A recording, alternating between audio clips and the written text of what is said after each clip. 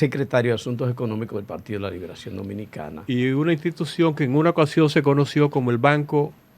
el Bandex. El Bandex. BNB, el Banco Nacional de la Vivienda, ahora Banco Nacional de la Exportación. Banco Nacional de la Vivienda. Ahora de Desarrollo y las Exportaciones. Correcto, Bandex. Sí. Guarocuya Feli, pero sobre todo, una gente apacible, tranquila, que cada vez que viene y habla a un medio de comunicación alborota a alguna gente. Ay, Dios, cosa. Salvador. Guarocuya, bienvenido. No, muchas gracias y además por permitirme compartir con un equipo tan querido como el que está aquí esta tarde, así que yo me siento muy contento de poder acompañarles, la verdad. Guarocuya, empezando de inmediato este diálogo, de repente República Dominicana se encuentra a la puerta de la urgencia de buscar recursos por vía de una reforma fiscal que nadie se atreve a asumir en toda su magnitud.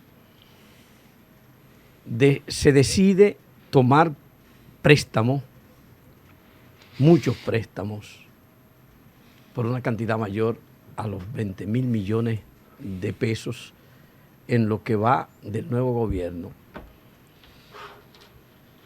Hay amenaza, incluso reiterada en el día de hoy, del crecimiento de la inflación en Estados Unidos, con lo cual, si se produjese eso que están vaticinando al día de hoy, quiere decir que sufriría la economía dominicana también las consecuencias de una inflación en la nación con la cual llevamos tan fuerte y cercana relación en todos los sentidos. ¿Tú cómo ve lo que está pasando en el plano económico a nivel global y cómo nos ve a nosotros como país en esa situación? Mira, Salvador, yo creo que esa es la principal preocupación que tiene la ciudadanía, no solo de la República Dominicana, sino la ciudadanía mundial, porque la inflación no solamente es un fenómeno que se manifiesta en la República Dominicana, sino que viene dado por un contexto internacional adverso. La inflación tiene varios componentes. El primer componente es el costo del rescate que tuvieron que pagar los bancos centrales por los efectos de la pandemia. Digo los bancos centrales porque tuvieron que financiar a los gobiernos y eso se hizo a través de emisión monetaria fundamentalmente o créditos de los bancos centrales a los gobiernos prácticamente del mundo, ¿no? República Dominicana siguió exactamente el mismo patrón. El otro componente que hace que la inflación sea más profunda es el hecho de que la pandemia detuvo las cadenas de suministro. Eso quiere decir, cadena de suministro es la producción a nivel global, es decir, teníamos cierta disponibilidad de dinero, de liquidez que suministraban los gobiernos a través de programas de transferencia, pero al mismo tiempo no teníamos los suministros en el mundo como para hacer frente a las demandas de las personas. Y eso evidentemente que es una combinación difícil, ¿no? Si luego se le agrega la invasión de Rusia a Ucrania, lo que hace es que exacerba los precios, es decir, agita los precios, sobre todo en alimentos que son fundamentales, el tema también de los abonos, porque es una región que produce muchos alimentos, es una región que produce insumos para la fabricación de abonos y sobre todo combustibles. Estamos hablando de petróleo y gas natural, sobre todo Rusia, para la Unión Europea. Quiere decir que es una combinación difícil. Desde el Partido de la Liberación Dominicana llamamos la atención de ese contexto adverso, prácticamente desde el inicio de la actual administración. Y decíamos que tenían que tener mucho cuidado con el desmonte de los programas sociales que había creado el gobierno para mitigar el impacto que podía tener la pandemia en los ciudadanos. Y efectivamente esos programas impidieron que la ciudadanía, sobre todo aquellos que tenían acceso a esos programas de transferencia, esos programas de ayuda, no hubiesen caído en una situación más difícil que la que pudiesen. Pero tengo entendido que le hicieron caso a ese llamado, a esa advertencia. No lo hicieron. Pero en la medida en que se aumentó, por ejemplo, tampoco. El monto y el volumen de las personas beneficiadas. Estoy hablando de los programas que se crearon temporalmente, no los programas previos que ya existían. Ah, ok. Y esos programas, evidentemente que no se podían sostener indefinidamente en el tiempo, pero el llamado que hacíamos era para la prudencia en el desmonte de los programas. Se desmontaron de los programas sociales. De los programas sociales que se crearon en el marco de la pandemia, como Quédate en Casa, Patí, esas transferencias que se crearon. Y se desmontaron muy rápidamente. Desde el Partido de la Liberación Dominicana veíamos que el fenómeno de la inflación no iba a ser un tema transitorio. ¿Por qué? Porque toma tiempo volver a restablecer las cadenas de suministro, es decir, la cadena de producción. Eso implica también el costo del transporte y también implica el tema de que tenía que venir una política monetaria restrictiva. Pero evidentemente que eso lo da la experiencia. Es un equipo que tenía mucho más experiencia de gobierno. Entró un equipo nuevo, tenía menos experiencia de gobierno, tenía una idea de la economía que no se correspondía con lo que efectivamente estaba ocurriendo. Pero con el mismo director de la orquesta financiera del gobierno, el gobernador del Banco Central. Digamos que esa es la parte positiva, el hecho de haber dejado al gobernador del Banco Central, que además había acompañado al Partido de la Liberación Dominicana durante 20 años. Es el equipo del Partido de la Liberación Dominicana del Banco Central. Es lo que le ha permitido al gobierno mantener la estabilidad de los grandes agregados económicos, con excepción del nivel de precios, que hay una parte que es importada, como lo he explicado al inicio de mi intervención. Ahora hay una parte, Ramón, que sí es responsabilidad del gobierno, porque los gobiernos tienen la responsabilidad de mitigar el impacto que se genera en el exterior. El gobierno pudo haber actuado mucho más rápido, y voy a poner un ejemplo concreto. El precio de los furgones, por ejemplo, más que se triplicó, más que se quiere decir, fue exagerado. Estamos hablando de un furgón que te costaba entre 800 y 1.200 dólares y llega a 16.000 dólares. Entonces, claro, en transporte. Entonces, ¿qué tenías que hacer? Algo que ya habíamos hecho cuando tuvimos la crisis financiera del año 2008, y fue, por ejemplo, poner la liquidación en aduana del costo de transporte, que es FOB, cuando se liquida en aduana, es decir, el mecanismo que se establece previo a los precios incrementados, es decir, antes de la pandemia, antes del efecto de la pandemia. Entonces, son temas que son muy importantes, porque cuando tú liquidas con unos precios de transporte, con ese nivel de incremento, lo que hace es que lo llevas directamente a la cadena de producción local. ¿Por qué? Porque el productor tiene que incorporarlo en su estructura de costo.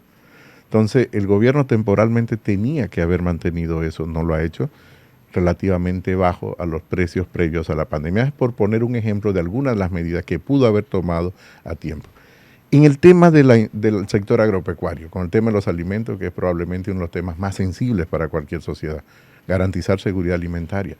Errónea la política de la tasa cero, totalmente errónea, porque tienes que pensar en el periodo después en el aparato productivo.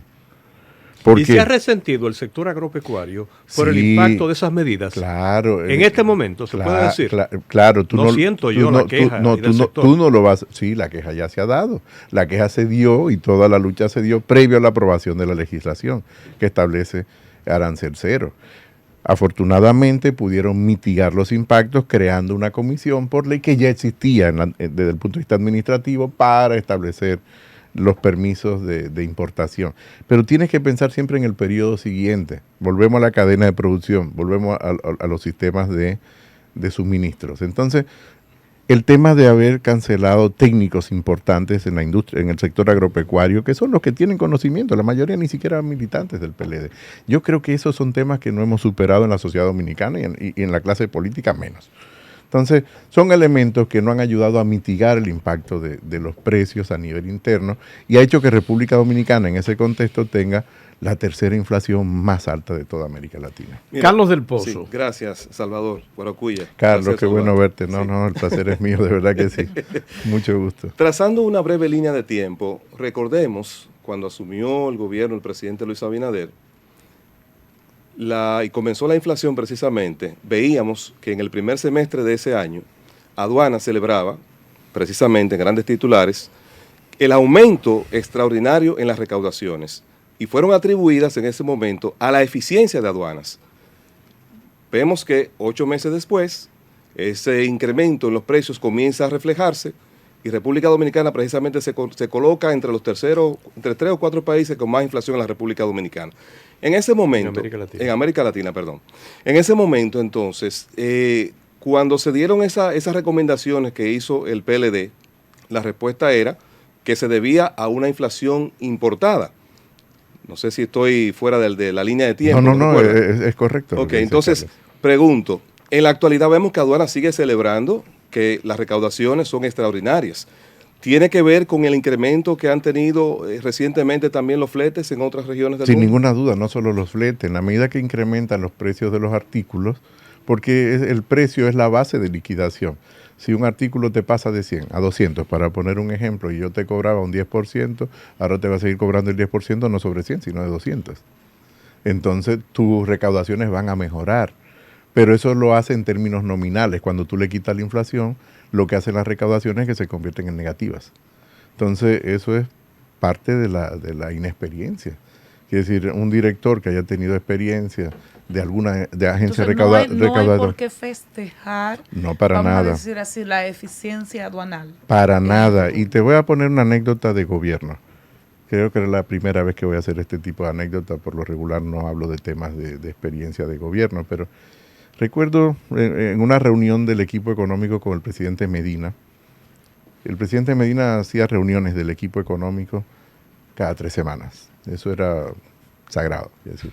Era sí o sí. Sí o sí. Y todos los lunes había la reunión que coordinaba el ministro de Hacienda con todos los entes que forman parte del Ministerio de Hacienda. Estoy hablando de los viceministros, más los directores generales como el director de impuestos internos, el director de aduanas, por ejemplo, que tienen autonomía, pero son tutelados y dependen del ministro de Hacienda en la decisión de política, en la formulación de política. Y eso era todos los lunes.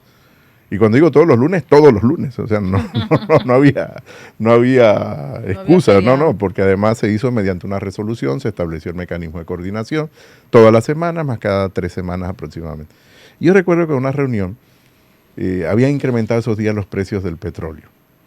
Si incrementan los precios del petróleo, te incrementan las recaudaciones por combustible. En promedio, las recaudaciones de los combustibles representan entre un 12 y un 14%, dependiendo del periodo, del total de las recaudaciones de impuestos internos. Entonces, tú dices, bueno, como director tú te pones muy contento, porque a ti te miden, ¿por qué? Por la recaudación efectiva de esos 30 días que te están midiendo y las metas recaudatorias.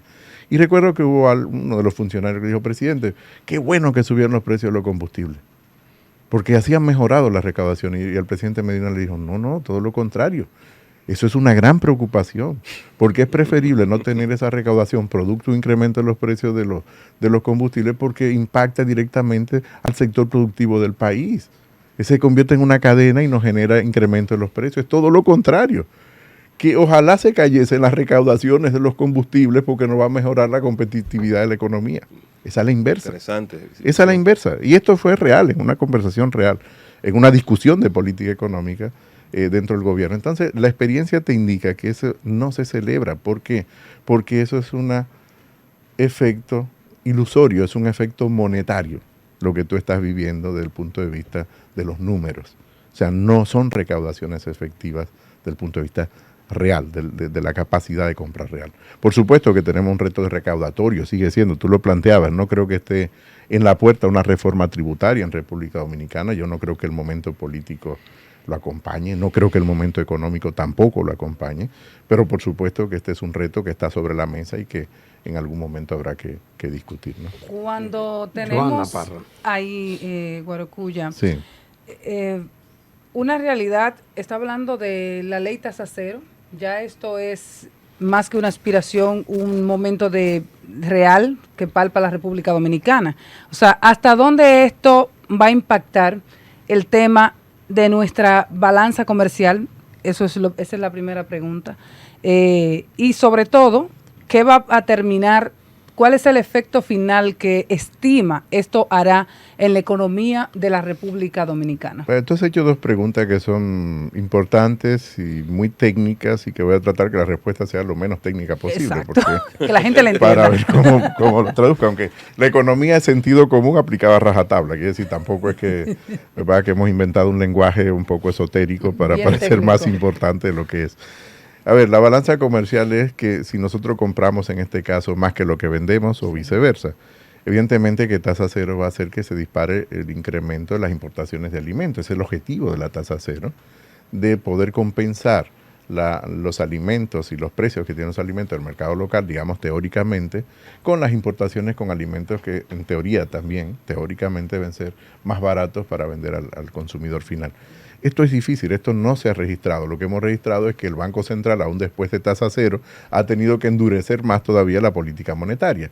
El Partido de la Liberación Dominicana también ha dicho que el efecto que iba a tener tasa cero sobre los precios iba a ser nulo, porque la inflación es global, no es una inflación local, y por lo tanto los precios estaban subiendo también en Brasil para los pollos, o estaban subiendo para los granos que también nosotros importamos, o para el trigo, y por lo tanto el productor tiene que traspasar esos precios al consumidor final, salvo que tú le establezcas subsidios locales significativos que mitiguen la diferencia de los Pero precios. sin la tasa Y cero, eso no sin fue lo duda que se alguna, trabajó. el impacto en los precios sería mucho mayor No. para el consumidor final. No, yo sé, a ver, es que ya la mayoría de los productos llegaban sin aranceles, de esos productos de la lista.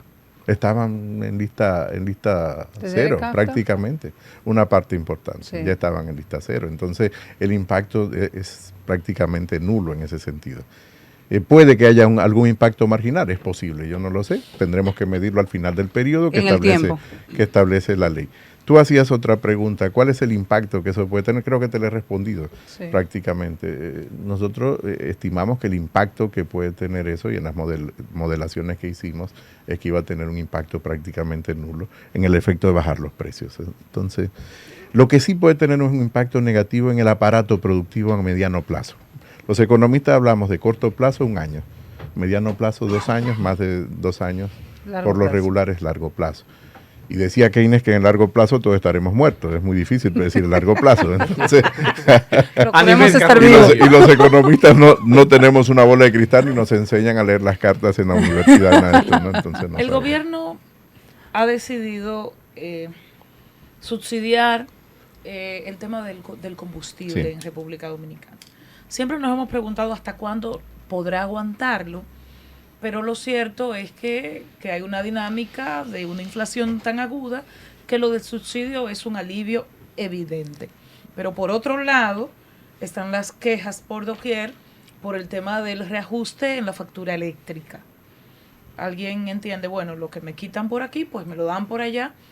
Pero ¿cuál sería si se quiere, la solución atinada en medio de una situación de inflación generalizada, de un gobierno que quiere cumplir su plan, que quiere levantar sus infraestructuras, que quiere tener una política dinámica y una realidad que en parte depende del gobierno, pero que en parte no?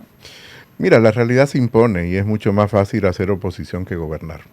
Es decir, y tengo que ser muy honesto en esto. En la ¿Se oposición, siente cómodo usted en en ese asiento en este momento? en la oposición tú tienes mucha certidumbre. En el gobierno tiene que administrar la incertidumbre y la incerteza. Es decir, esa es la realidad. Y esta mañana me decía alguien que me entrevistaba en un programa de televisión, bueno, Julito Jacín, no alguien, ¿no? Julito Jacín, creo que puedo mencionarlo. Claro, Es claro. amigo de Claro. todos y para mí es un gran amigo, ¿no? De muchos años, amistad heredada, ¿no? Me decía Julito, pero es que ustedes han sido muy tibios en criticar al gobierno en la política económica. Digo, no, hemos sido muy... El gobierno creo que no piensa eso. Yo le dije lo mismo. Y además creo que hemos sido muy responsables en la crítica a la política Y económica. no ser porque- populistas, ¿no? Exactamente. ¿Por qué? Porque es un partido, le decía, que tiene vocación de volver a ser gobierno. Y por lo tanto, nosotros no podemos caer en la trampa de criticar por criticar determinadas medidas de política, porque probablemente tengamos que tomar medidas similares en el caso de que fuésemos gobierno. Y por lo tanto no nos vamos a desdecir, cosa que sí le pasó a este equipo de gobierno, que cuando era oposición, ustedes recordarán que se hablaba de que se iban a ahorrar en el presupuesto unos 120,000 y tantos millones y que De la con eso corrupción, iban a sí. creer, sí, de todo esto, ¿no? Resulta que la realidad era Que otra. los préstamos eran Y malos. todo el que etcétera, había tenido etcétera. experiencia de gobierno desde el PRD, hoy PRM, sabía que no exactamente funcionan así como tú estás mirando. Entonces nosotros hemos definido hacer una política de oposición responsable en el sentido de tener mucho cuidado con lo que tú criticas. A eso voy ahora a responderte los subsidios. Probablemente hubiésemos establecido subsidio a los combustibles, sí, pero seguramente que focalizados, no indiscriminados. Pero eso es una opción de política. Y eso, tú puedes hacer una política, puedes hacer otra, la realidad es subsidio. Te digo el tema de la focalización de los subsidios porque cuando tú analizas los carros públicos no utilizan, por ejemplo, diésel, ni utilizan Gasolina. gasolina, ni premium, ni gasolina normal. Lo que utilizan es gas propano fundamentalmente. Por lo tanto, ahí tienes segmentado el mercado de combustible, no es exactamente las gasolinas. Pero esto se presta a discusión. Es más fácil, como te decía, decirlo desde fuera que estando dentro. Pero sin duda que probablemente se hubiese subsidiado los combustibles, pero de manera segmentada. O sea, eso sí, usted habla de, por ejemplo, subsidiar el diésel y el gas. Probablemente. Y entonces otros combustibles no exactamente mantener el volumen de subsidio que se tiene. Quizá hubiésemos pensado más en la energía y menos en el consumo. Y sí para transporte público y de carga. Entonces, bueno, todo esto. Esto es difícil hacerlo también, porque es verdad que la tecnología hoy de la información te permite segmentar más fácil, pero también requiere una cierta experiencia, un expertise para hacerlo. Y yo creo que esto, bueno, es algo que he hecho de menos, ¿no? De que hubiesen afinado más el tema de la política. El otro tema que tú planteabas, Aníbal, era no solo el tema de los subsidios de los combustibles, sino el tema de hasta cuándo se va a mantener esto. ¿Qué tan, ¿Qué tan sostenible es? Fíjate que ahí viene el tema de las recaudaciones. Se están utilizando el incremento de los recaudados por los combustibles para establecer el mismo subsidio. Es como si tú devolvieses más o menos los recaudados en los combustibles al mismo consumidor. Esto es tan sostenible como hasta donde lleguen los recursos fiscales o te permita a ti endeudarte en condiciones razonables. Porque el tema cuando tú tienes dificultades desde el punto de vista de los ingresos públicos, es que lo compensas con endeudamiento. Y República Dominicana viene compensando con endeudamiento ya desde muchos años, se ha convertido en un déficit estructural en torno al 4% del Producto Interno Bruto del gobierno central. No estoy incluyendo el sector financiero del sector público, que cuando digo sector financiero no es el Banco de Reserva, no, estamos hablando Banco Central y lo que eso implica el cuasi fiscal. Estamos hablando en torno a 4% del producto y se ha convertido en un tema ya estructural. En un aspecto Pero es estructural. Entonces insostenible el 4% del PIB de educación. En esta coyuntura, vamos a decir que financiamos el 4% de educación con deuda, endeudándonos un 4% del producto. Sí. Es decir, todo el tiempo que hemos estado financiando. Y por lo tanto eso obliga a repensar la estructura tributaria y fiscal del país. Los empresarios en determinados momentos han planteado, y muchos de los políticos han comprado el concepto de reforma fiscal integral. A mí no me gusta porque es una frase cohete, yo prefiero hablar de una nueva fiscalidad. Y una nueva fiscalidad es sentarnos en el marco de lo que establece la Estrategia Nacional de Desarrollo.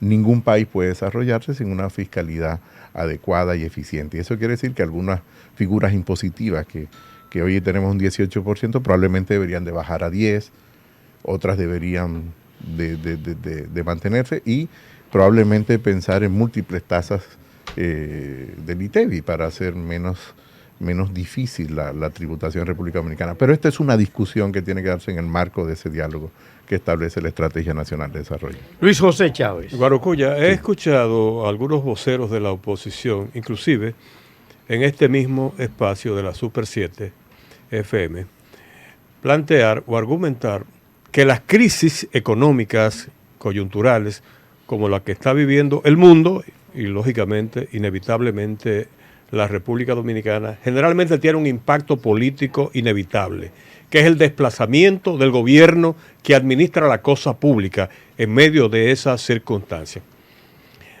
El Partido de la Liberación Dominicana, que probablemente debía ser el heredero de una vocación mostrada por su líder y fundador, el profesor Juan Bosch, que se atrevía en medio de situaciones muy complejas y muy difíciles durante los gobiernos, primero del doctor Balaguer y luego del PRD, que tenía la tendencia a dar consejos de cómo administrar los asuntos del Estado para salir adelante en algunas áreas, a nivel, por ejemplo, de la producción azucarera, a nivel del sector eléctrico, en una coyuntura como esta.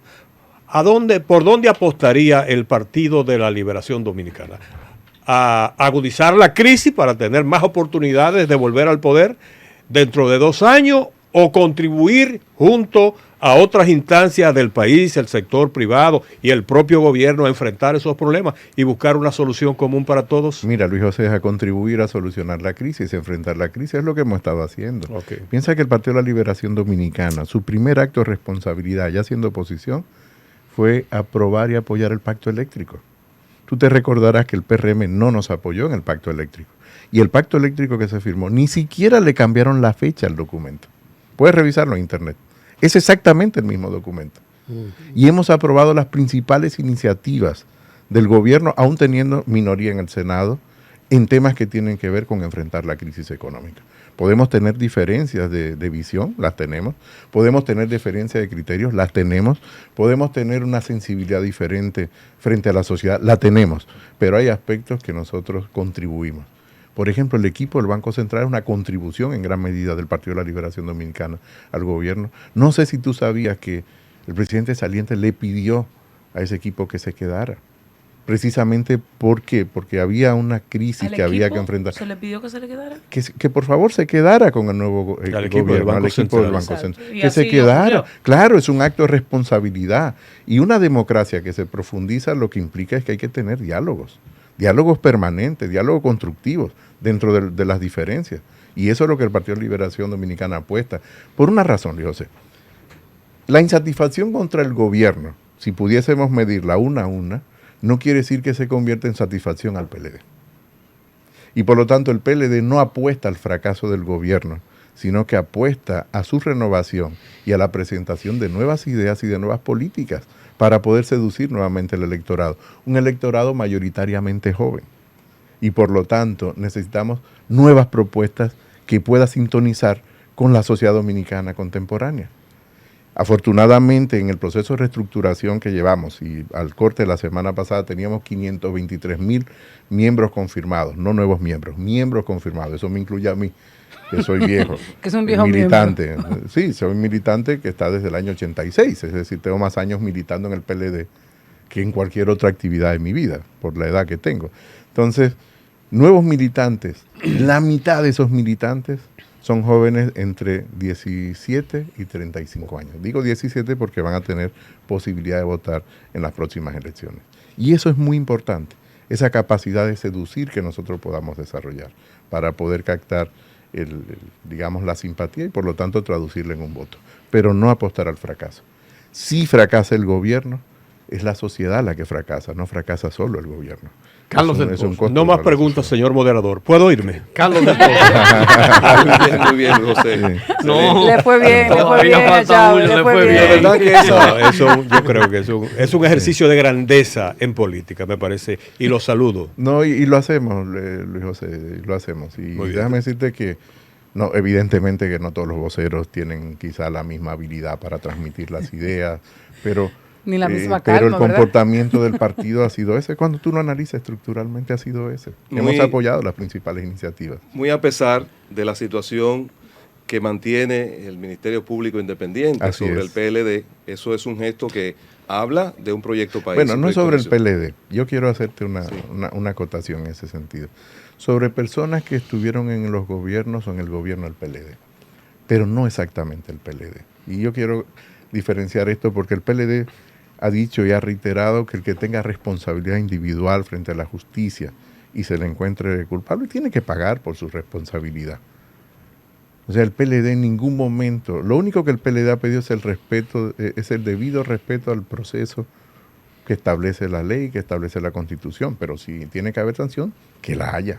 Muy bien. Que la haya. Y déjame decirte, eso es beneficioso para el Partido de la Liberación Dominicana, pero es beneficioso para el sistema democrático y al sistema político del país. Claro. Porque tiene que haber sanción. O sea, no puede ser un país que siga siendo donde todo vale y el atajo sea la cultura dominante. Y esa es la cultura dominante. El atajo lo hace desde el vendedor de delivery que se mete. No, perdona. Sí, es cierto, el mismo comportamiento. Es cierto. Es exactamente el mismo. Entonces nosotros tenemos que cambiar este país a un país donde no todo vale, donde tiene que haber respeto a las reglas.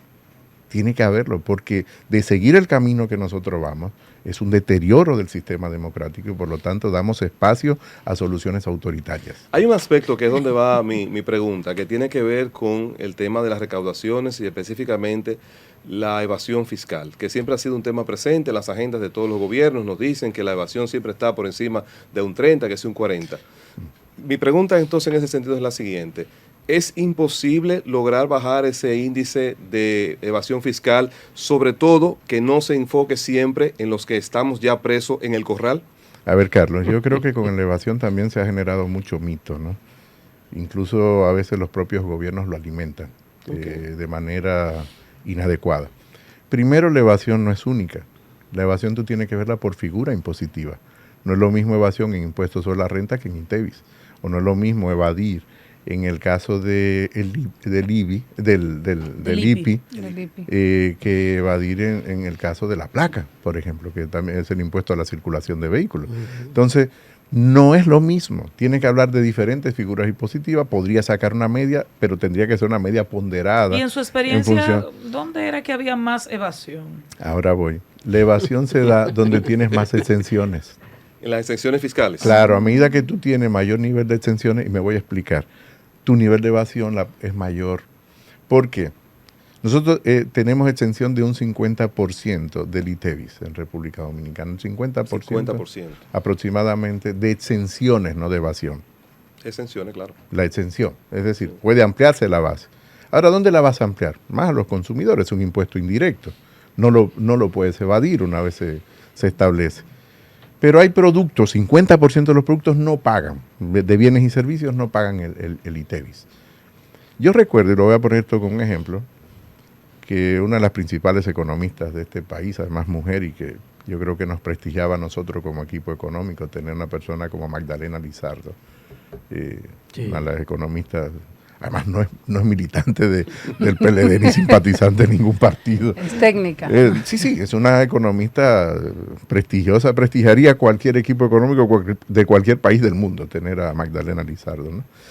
Y yo recuerdo que con Magdalena, en la discusión que teníamos en la última reforma tributaria más o menos amplia que se hizo, que fue en 2012, me tocó a mí liderar ese proceso, se nos fue por equivocación en la lista de los productos que iban a ser grabados en las tripitas. ¿Las tripitas? Sí, las tripitas. De cerdo. Los mondongos. Los mondongos. mondongos. Sí, las tripitas. Claro, y todo el mundo comenzó a reír, los comentaristas dijo, las tripitas, oye, eso, van a poner ITEVIS hasta las tripitas. ¿Qué pasa? Que cuando tú etiquetas en un comercio, que es electrónica la etiqueta con un lector, tú puedes etiquetar con tripita un producto que efectivamente está grabado con el ITEVIS. Cuando tú vienes a descubrir eso, han pasado 5 o 6 periodos fiscales. Y por lo tanto, en la medida en que tú tienes muchas extensiones, se incrementa la evasión. La evasión está relacionada altamente con los niveles de exención. Entonces, República Dominicana tiene un sistema tributario bastante disperso. Nosotros tenemos unos 7 regímenes tributarios diferentes. No es homogéneo. Esto es importante. Y todos los días se hacen reformas tributarias en las leyes. Y eso lo hace más complejo para el administrador. ¿Dónde se hacen reformas tributarias? Esta administración comenzó haciendo reformas tributarias. ¿Cuáles fueron las reformas tributarias que inició? Ampliando los regímenes de exención de frontera o ampliando los regímenes de exención en el ámbito turístico y de otras áreas que ya existen. Entonces, esos son reformas de la fiscalidad que tú haces de manera parcial, sin detenerte a pensar cuáles son los impactos que tienen el resto del sistema tributario.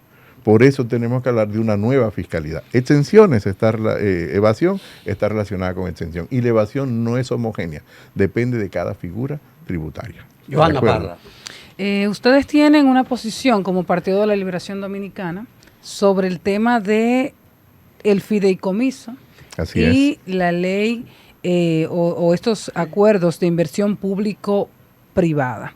Me gustaría saber si ustedes como partido tienen alguna posición en contra de la alianza público-privada, ¿por qué rechazan el tema del fideicomiso tal cual como lo vimos en una posición, pero que ustedes fijaron? Lo que me gustaría es que nos diera los detalles de por qué tienen una oposición ante el tema de los fideicomisos. Quisiera aclarar porque la pregunta puede prestarse a confusión luego en mi respuesta. El Partido de la Liberación Dominicana no se opone ni a la figura del fideicomiso ni a la alianza público-privada. Esto es importante aclararlo. De hecho, nosotros hicimos la ley de fideicomiso. A mí me tocó ser miembro de la comisión de discusión de la ley de fideicomiso. No se contempló el fideicomiso público en esa ley. Y por lo tanto hay que crear una ley de fideicomiso público. Pero nosotros somos partidarios de la ley de fideicomiso. Primer punto. Segundo punto, somos partidarios de la ley de alianza público-privada y de las alianzas público-privadas. Perdón, aprobamos nosotros en nuestra gestión la ley. Así es. Y dejamos en carpeta muchos proyectos que tenían vocación de ser alianza público-privada o de ser sujetos a la figura del fideicomiso. Dicho esto, de que nosotros estamos de acuerdo, con lo que no estamos de acuerdo es con lo siguiente. Primero, la ley de fideicomiso para crear fideicomiso público en el Congreso, estamos de acuerdo con crear un fideicomiso público. Con lo que no estamos de acuerdo es que esa ley esté al margen de los sistemas de control del gobierno central. Y esa ley deja fuera los sistemas de control a los fideicomisos públicos. Y les da tratamiento como si fuesen fideicomisos privados. Y le entrega bien. Lo deja a la libertad de las partes y por lo tanto del modelo del contrato. Voy a poner otro ejemplo concreto. El Partido de la Liberación Dominicana no se opuso al modelo de fideicomiso para Punta Catalina. Nos opusimos al contrato de fideicomiso sobre Punta Catalina, que son dos cosas diferentes, porque en ese contrato entendemos, y afortunadamente ahí el presidente sí tuvo la flexibilidad de escuchar no solo al Partido de la Liberación Dominicana, sino a otros sectores. Otras opiniones que nosotros fuimos nosotros, incluyendo Finos y otras opiniones con mucho peso, porque el contrato se podía prestar potencialmente a una privatización indirecta del activo que es Punta Catalina. A eso es que nos oponemos nosotros, a que eso quede abierto. Lo que nosotros decimos, estamos de acuerdo con la ley de fideicomiso público y que tenga los mismos controles que tiene la administración del gobierno central para las compras y las contrataciones de bienes y servicios. Y me parece muy interesante la actitud que ha asumido la oposición de cuestionar, de criticar y de llamar la atención sobre algunos aspectos de la ley, específicamente de aspectos puntuales.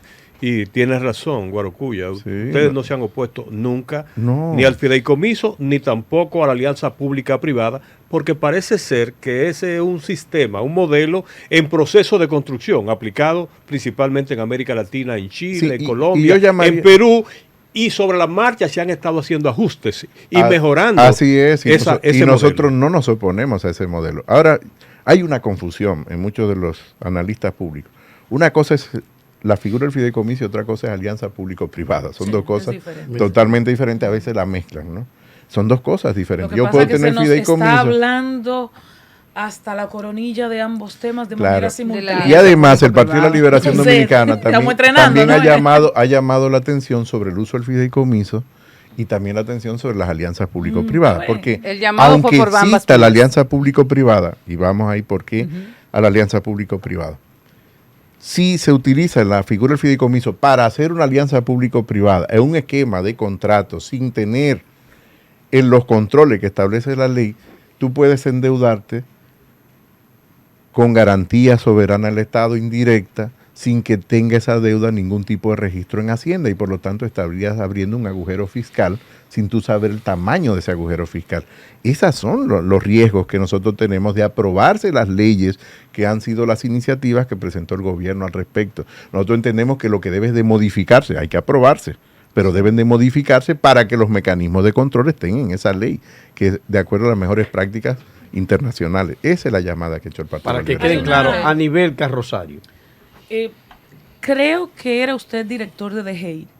Tengo mis dudas, pero no tengo dudas de que era presidente Danilo Medina y de que se aprobó una ley que incrementaba el costo del impuesto al tránsito o a la placa, al derecho a circulación. No, yo era el director. En ese momento, lo que decía la ley, aunque incrementaba los costos, ciertamente, también, para mí, trataba con justicia el sector. Porque yo que tengo un Honda Civic del 99, no pagaría, en términos de dinero, lo mismo que paga el Lamborghini del 2019, por ejemplo. Y así estaba concebido y todo. Y resulta que el presidente de la República en ese momento violó la ley No la violó, yo te La tengo que violó, explicar. No, digo, no, no, digo no, yo, no, no la porque violó. decidió por decreto no aplicar No, la ley tampoco, y seguir Aníbal, el viejo modelo. No, tampoco, Aníbal. No fue así. No, Bueno. no. Quiero que me permitas explicar. Hacer la aclaración, quiero que me ¿verdad? permita, no, Él explicar. pasa Y se explicar. mantiene hasta explicar. hoy. ¿Le ha gustado el modelo? Porque Quiero hasta hoy que, se mantiene. claro, quiero que me permita explicarme fue así, ok. en el proceso que se siguió adelante. Porque además, quizás me tome 30 segundos más para comentar algo que además es poco conocido. Y de hecho nunca lo he escuchado comentar. Revelaciones. Bueno, el hombre ha dado dos revelaciones No es aquí. una revelación, pero creo que nadie se ha detenido a analizar con detenimiento. Fíjate, en esa reforma del año 2012, una de las preocupaciones que teníamos era temas de administración, no tanto de tasas. Y hicimos una gran reforma desde el punto de vista de instrumentos de administración. Eso es un tema que no se le prestó mucha atención. Por ejemplo, antes de esa ley, de la del 2012, la reforma del 2012, ocurría en los tribunales de que una persona se enriquecía de manera ilícita, iba y decía que pagó los impuestos y casi daba la impresión de que por pagar los impuestos quedaba legitimado el patrimonio Pagué mi impuesto. independientemente del origen. Todo el mundo decía, yo pagué El mi impuesto. Estado, el Así Estado. mismo. Pero resulta que establecimos en una modificación al Código Tributario y se estableció un artículo que hoy en día dice que independientemente del origen del patrimonio, Usted tiene que pagar impuestos. no solo usted paga impuestos, usted tiene, si su origen de patrimonio es ilícito, el hecho de que usted pague impuestos no lo exime de la responsabilidad que tiene ante la justicia. Claro, pagar impuestos no es para lavar. No es para lavar ni te exime de la responsabilidad que tiene ante la O justicia. sea, que a la hora de una investigación sobre el patrimonio... y Aunque la usted fuente- haya pagado impuestos, si el origen del patrimonio es ilícito y colude con la legislación, usted tiene que pagar por los hechos del origen de su patrimonio. Tú ves, deje y no Y te eso está equivocas. relacionado, Deje, y eso eso está espera. relacionado, y eso está relacionado con la ley de extinción de dominio, porque nosotros ya comenzábamos a trabajar conjuntamente con Procuraduría la ley de extinción de dominio. Fíjate que están íntimamente relacionadas, lo mismo que con la ley que terminó aprobándose de lavado de activos. Sí. ¿De acuerdo? Y el hecho de conocer tu cliente y todo esto que ahora te aplican y de los sujetos obligados. y de los sujetos obligados porque son acuerdos internacionales. ¿De acuerdo?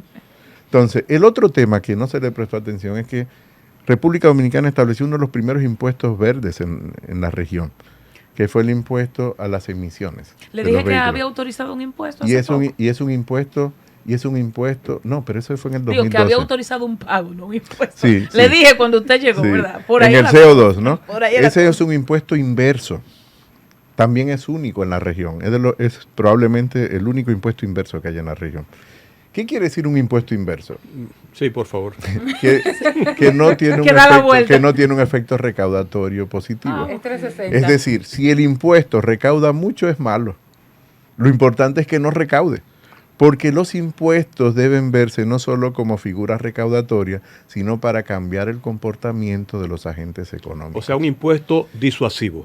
Sí, exactamente. Voy a explicarlo Sí, a pero es mí que yo mismo pago mejor. impuesto verde. porque- Cuando tú pagas el CO2, si tú que ya está incorporado en el impuesto de la primera placa, cuando tú lo cobras, eso viene del fabricante y con a la otros información. renglones también. Pero ya está incorporado. Entonces, hay una tabla que establece, si el impuesto crece mucho, quiere decir que estamos importando vehículos con muchas emisiones. Por lo tanto, lo importante es que el impuesto crezca poco o no crezca, que sea negativo. Que sea disuasivo. Y eso le costaba en ese momento a la administración tributaria entenderlo. Yo recuerdo que cuando me dieron el primer reporte, cuando tú generas la línea de base estadística, que tiene que durar varios meses, me dan el reporte, me dice, director, en ese impuesto nos fue muy mal, porque es negativo. Está negativo. Y yo tiré un brinco de alegría y dije, pero eso es lo que queremos, eso es lo que buscamos Es con ese disuasivo impuesto. totalmente. Ese impuesto está relacionado con el de la placa. Y ese impuesto tenía que modificarse más o menos 10, 12 años después de haberse aprobado. Es decir, que deberíamos estar discutiendo, pero claro, estamos en medio de O sea, las usted efectivas- prácticamente le está proponiendo que se discuta de nuevo ese tema. cuando se vaya a una discusión sobre el pacto fiscal. Se desmonta. Porque No, yo sé que no es no. desmontarlo. Vamos a ver, es un impuesto Te muy emocionaste positivo. mucho, Que se Anibelka. evalúe cómo vamos. No, es un impuesto positivo porque está relacionado con tener un parque vehicular con menos emisiones de CO2. Es todo lo contrario. Es un impuesto beneficioso a la sociedad.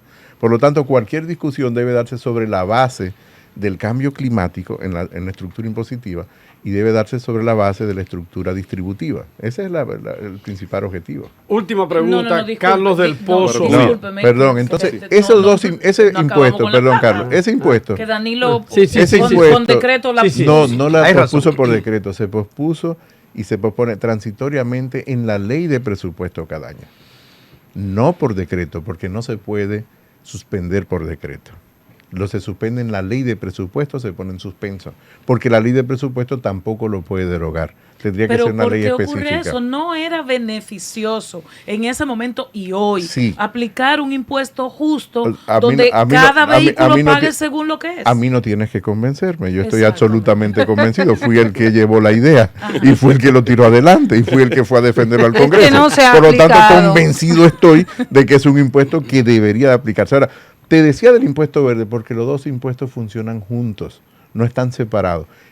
Ese impuesto inverso es más efectivo si tú introduces el otro impuesto. ¿Entiendes? Y por lo tanto, digamos Sí. que el impuesto quedó cojo, los dos impuestos tienen que ser simultáneos en la aplicación. Pero a mí no Carlos. tienes que convencerme, yo estoy O sea, fue una absolutamente- decisión política por el En momento. su momento, punto. sí. Y se ha quedado Así así. es. Y lo compraron. Carlos del Gustavo Pozo. todo. Guaracuya, Adelante, Carlos. Guaracuya. La conversación sobre la alianza público-privada y fideicomiso puso en evidencia en algunos de esos contratos, por ejemplo en el caso de Punta Catalina, que tenemos una gran playa de jóvenes abogados talentosos en creaciones de productos financieros legales. ¿No ves en esto un riesgo para la preservación del patrimonio público? El desfase que pudieran tener, por ejemplo, leyes como la Ley 340, entre otras, con respecto a esas nuevas normativas que se están pretendiendo aprobar. Bueno, esa es la preocupación del Partido de la Liberación Dominicana, no porque tengan un desfase, sino porque esas leyes que se pretenden aprobar están dejando de lado los mecanismos de control como compras públicas y contrataciones o el debido registro, que es la ley de crédito público o la ley de planificación e inversión Se alega la pública. burocracia en ese sentido para evitar Bueno, ese proceso. siempre tú vas a tener una excusa para tratar de eludir una legislación.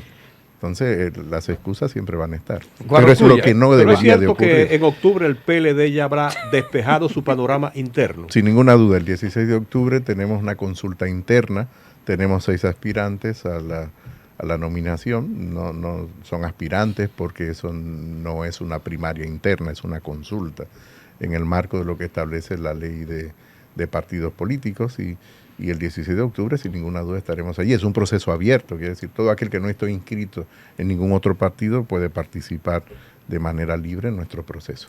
Guaracuya, Sí. para cerrar nuestro diálogo en el día de hoy, se está discutiendo la ley de extinción de dominio.